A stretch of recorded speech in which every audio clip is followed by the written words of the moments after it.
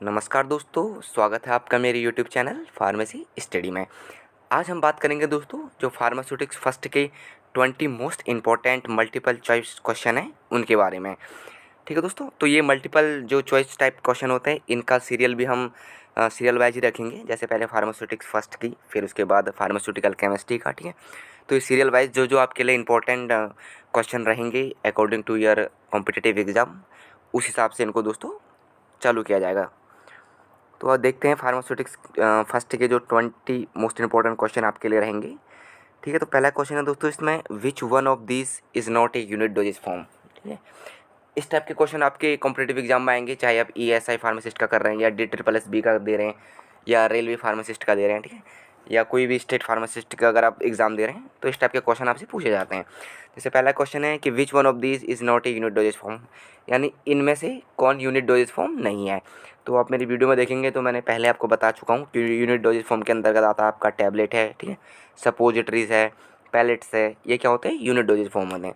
जबकि पाउडर जो होता है दोस्तों वो क्या होता है बल्क डोजेज फॉर्म है। तो इसका सही आंसर है आपका सी, पाउडर। दूसरा दोस्तों आपका मोनोफेसिस लिक्विड आर, ये कह रहा है कि मोनोफेसिक लिक्विड क्या होते हैं।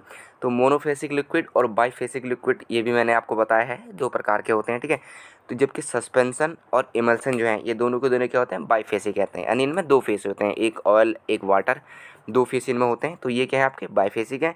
और कोलोडियल सॉल्यूशन जो होता है दोस्तों वो क्या होता है आपका मोनोफेसिक लिक्विड डोजेज फॉर्म है। तो दूसरे का सही आंसर है आपका ए, कोलोडियल सॉल्यूशन। अगला आता है दोस्तों आपका च्यवनप्राश ईजे। ठीक है, ये क्वेश्चन बहुत बार पूछा जाता है क्योंकि इसके बारे में लोग जनरली हम सोचते नहीं है कि ये क्वेश्चन आ सकता है कि च्यवनप्राश क्या होता है। ठीक है, तो च्यवनप्राश ईजी आपके पास ऑप्शन आएंगे solid dosages form, semi solid dosages form, liquid doses form या नॉन ऑफ द एबव, इनमें से कोई नहीं।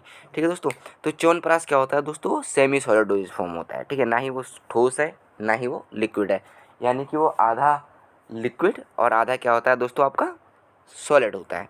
ठीक है, ये मोस्ट इंपॉर्टेंट है, आएगा 100%, इसको ध्यान से देख लेना।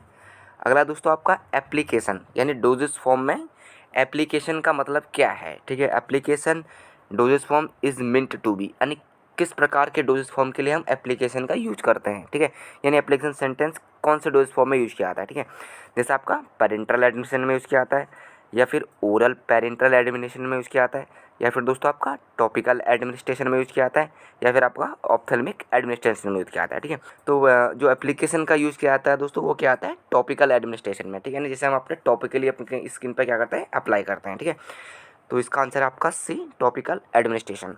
अगला है दोस्तों आपका कोलोडियंस यूजली कंटेन, यानी जो कोलोडियंस होते हैं वो क्या होते हैं दोस्तों, आपके पास ऑप्शन आएंगे नाइट्रोसेल्यूलोज, सेल्यूलोज, मिथाइल सेल्यूलोज या फिर आपका कार्बोक्सी मिथाइल सेल्यूलोज। तो इसका सही उत्तर है दोस्तों आपका नाइट्रोसेल्यूलोज। जो कोलोडियंस होते हैं वो नाइट्रोसेल्यूलोज से मिलकर बने होते हैं दोस्तों। अगला आपका दोस्तों propylene glycol is used in year drop, यानी प्रोपाइलिन ग्लाइकॉल जो है वो ईयर ड्रॉप में क्यों यूज़ किया जाता है दोस्तों, एज ए प्रिजर्वेटिव यूज़ किया जाता है, या एज ए सॉल्वेंट यूज़ किया जाता है, या फिर एडिटिव, या नॉन ऑफ द एबव। तो जो प्रोपाइलिन ग्लाइकॉल होता है दोस्तों वो यूज़ किया जाता है आपके ईयर ड्रॉप में एज ए सॉल्वेंट की तरह। ठीक है, जो क्या करता है सॉल्यूट को क्या करता है अपने आप में डिजोल्व करने का काम करता है। ठीक है, अगला क्वेश्चन है दोस्तों lozenges are solid dosages form intended for. ठीक है, लॉजेंजेज आपने नाम सुना होगा, लॉजेंजेज आते हैं जैसे आपका वो हो गई कप ड्रॉप आ गई, ठीक है, स्टपसिल्स हो गई, ठीक है, या आपके सॉर्पिल्स हो गई, वो सारे के सारे क्या होते हैं लॉजेंजेस होते हैं। ठीक है, लॉजेंजेस का क्या यूज होता है, क्या वो फास्टर एक्शन देते हैं, नहीं। क्या वो स्लो डिसोल्यूशन होता है, जी हाँ। वो क्या होते हैं धीरे धीरे करके क्या होते हैं घुलते हैं, जैसे आप टॉफ़ी आप मान लो एक प्रकार का लॉजेंजेज ही है। ठीक है, उसे हम मुंह में डाल देंगे तो धीरे धीरे करके क्या होगा डिसॉल्व होना चालू होता है। ठीक है, अगला ऑप्शन है आपके पास स्लो डिसइंटीग्रेशन या नॉन ऑफ दी एबव। तो लॉजेंजेस जो होते हैं वो क्या होते हैं सॉलिड डोज फॉर्म होते हैं और इनका यूज़ क्या आता है, ये क्या होता है स्लो डिसोल्यूशन के लिए क्या होता है इनका यूज होता है दोस्तों। अगला दोस्तों आपका ए प्रो ड्रग इज ए, ठीक है, ये कह रहा है कि प्रो ड्रग क्या होता है। आपके पास ऑप्शन आएंगे फार्माकोलॉजिकली इनएक्टिव डेरिवेटिव, या फिर मेडिकली एक्टिव, या इनर्ट सब्सटेंस, या नन ऑफ द एबव। तो प्रो ड्रग जो होते हैं दोस्तों वो फार्माकोलॉजिकली क्या होते हैं इनएक्टिव डेरिवेंट होते हैं। अगला है दोस्तों इम्प्लांट आर डिजाइन फॉर, ठीक है, तो इम्प्लांट क्यों यूज़ किए जाते हैं दोस्तों। ऑप्शन है हमारे पास prolonged action, faster action, increased efficacy, या नन ऑफ द एबव। तो प्लांट जो होते हैं दोस्तों इम्प्लांट उनका यूज़ किया जाता है आपके प्रोलॉन्ग्ड एक्शन के लिए, अगर हमें लंबे समय के लिए एक्शन चाहिए तो हम इम्प्लांट का यूज करते हैं। ठीक है, आजकल ये वाले मेडिसिन बहुत ज़्यादा यूज होते हैं, ठीक है। जैसे किसी को शुगर हो गया तो शुगर के भी इम्प्लांट आते हैं, उन्हें इधर अपर आर्म में उसे अंदर फिट कर देते हैं स्किन के अंदर। तो धीरे धीरे करके जिस हिसाब से शुगर का लेवल ऊपर नीचे होता है उस हिसाब से वो दवाई क्या होती है, रिलीज होती है, ठीक है। वो 6 महीने 8 महीने इस प्रकार से उसका यूज़ होता है। तो वो इम्प्लांट हो गया एक प्रकार से, ठीक है। अगला क्वेश्चन है दोस्तों, in avoirdupois system the standard unit for weighing is, ठीक है। ये मैंने आपको बताया है एबोडिपोज सिस्टम, एपोथेकेरी सिस्टम, ठीक है। ये क्या है, मेजरमेंट के सिस्टम, मेट्रोलॉजी जो मैंने आपको पढ़ाई है वहाँ से क्वेश्चन आया है, ठीक है, कि in avoirdupois system the standard unit for weight is, ठीक है। तो एबोडिपोज सिस्टम में वेट की स्टैंडर्ड यूनिट क्या होती है, वो होती है दोस्तों आपका पाउंड। आपके पास और ऑप्शन भी आएंगे, ग्रेन, ग्राम या ड्रैकम, लेकिन आपको पता होना चाहिए कि एबोडिपोज जो सिस्टम होता है उसमें वेट की जो स्टैंडर्ड यूनिट होती है वो क्या होती है, पाउंड। उसी तरह दूसरा आता है apothecaries the standard unit of weight. और जो एपोथेकेरीज होती है दोस्तों उसमें जो वेइंग का जो यूनिट होती है स्टैंडर्ड यूनिट वो होती है आपकी ग्रेन। क्या होती है, ग्रेन।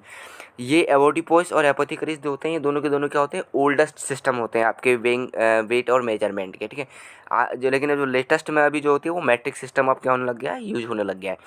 तो पहले ज़माने में इसका यूज़ किया जाता था कि कितने पाउंड का है, क्या कितने ग्रेन का है, ठीक है। तो यहाँ से आप इनको देख लेना, ये भी इंपॉर्टेंट क्वेश्चन है। अगला आता है दोस्तों आपका इंटरनेशनल सिस्टम ऑफ यूनिट, यानी जो ऐसा यूनिट होती है वो इंक्लूड होती है जो अब यूज होती है करंटली, ठीक है। तो वो मैट्रिक सिस्टम के अंतर्गत आती है। वो कौन से सिस्टम के अंदर आती है, मैट्रिक सिस्टम के अंतर्गत। अगला दोस्तों आपका the standard unit of capacity measurement in imperial system is, ठीक है। तो इम्पीरियल सिस्टम में जो कैपेसिटी मेजरमेंट का जो वो है मेजरमेंट का जो वो है स्टैंडर्ड यूनिट वो है आपका दोस्तों गैलन। क्या है, गैलन। अगला क्वेश्चन है 1 पौंड एपोथेकेरीज इज इक्विवेलेंट टू, ठीक है। ये दोस्तों आपको याद करने पड़ेंगे। अब मेरे मेट्रोलॉजी के जो मैंने आपको मेट्रोलॉजी का जो लेक्चर दिया था उसमें आपको मैंने बता रखे हैं कि 1 पौंड एपोथेकेरीज जो होता है वो इक्विवेलेंट होता है 5760 ग्रेन के। उसी तरह 1 ग्रेन जो होता है वो इक्विवेलेंट होता है आपका 64.78 मिलीग्राम के दोस्तों। और उसी तरह 1 किलोग्राम इज इक्विवेलेंट टू, ये तो हमारे दैनिक जीवन में भी होता है कि 1 किलोग्राम जो होता है वो इक्विवेलेंट होता है 2.20 पाउंड के, ठीक है। यानी 1 किलो में लगभग 2 किलो 20 ग्राम 20 पॉइंट का वो क्या होता है। ये क्वेश्चन इंपॉर्टेंट है, बहुत बार पूछा जाता है कि 1 ड्रॉप इज इक्विवेलेंट, यानी एक ड्रॉप जो होता है वो कितने ml होता है। तो एक ड्रॉप बराबर होता है दोस्तों 0.06 ml। ये आपको याद कर लेना है कि 1 ड्रॉप में कितने ml होते हैं।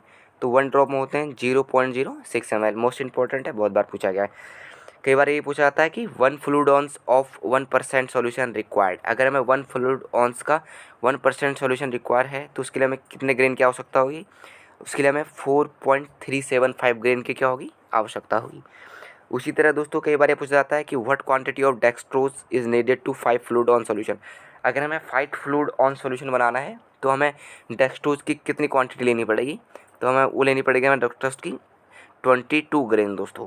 उसी तरह कई बार ये क्वेश्चन आता है कि 1% weight by weight dextrose mean, ठीक है। यहाँ पर आप समझो कि वेट बाय वेट का मतलब क्या है कि 1 gram dextrose in 100 gram of product, ठीक है। अगर डब्ल्यू दोनों जगह है तो इसका मतलब ग्राम ग्राम।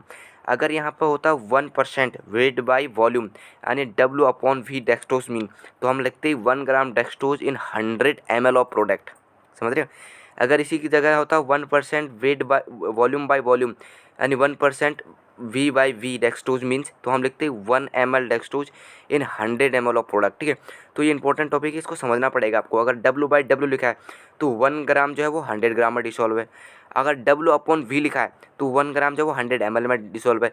अगर V/V लिखा है तो 1 ml जो है वो डेक्सट्रोज वो 100 ml में ग्राम में क्या है, तो 100 ml में क्या है आपका डिसॉल्व होता है दोस्तों, ठीक है। तो ये 20 मोस्ट इंपॉर्टेंट क्वेश्चन थे दोस्तों आपके फार्मास्यूटिक्स फर्स्ट के, ठीक है, जो आपसे के लिए 100% कॉम्पिटिटिव एग्जाम में आपके पूछे जाएंगे दोस्तों, ठीक है।